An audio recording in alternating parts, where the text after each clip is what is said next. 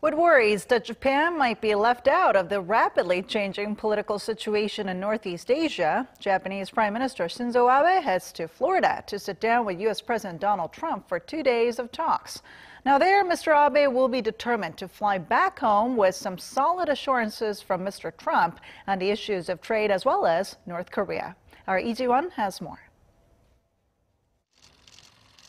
Japanese Prime Minister Shinzo Abe will be visiting the U.S. for 4 days starting Tuesday, where he will hold a 2-day summit with President Trump on North Korea, bilateral trade, and more.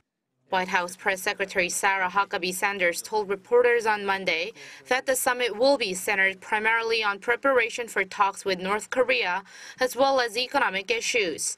Like Japanese Foreign Minister Taro Kono in his talks with his South Korean and Chinese counterparts recently, Abe is expected to press President Trump to bring up the topic of Japanese abductees in North Korea when he meets with North Korean leader Kim Jong-un.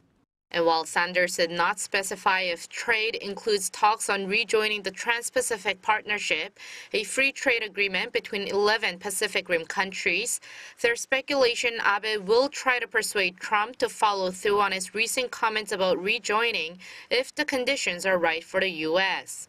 Abe is also expected to urge Trump to exempt Japan from Washington's plan to impose hefty tariffs on imports of steel and aluminum.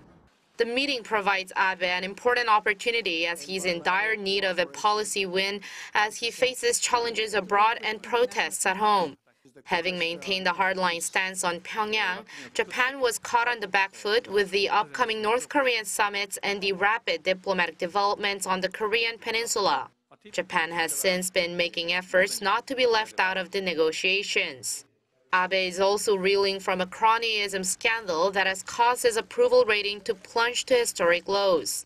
Abe will be staying at President Trump's Mar-a-Lago resort for the second time, holding summit talks on Tuesday and Wednesday, and playing at least one round of golf with the U.S. leader.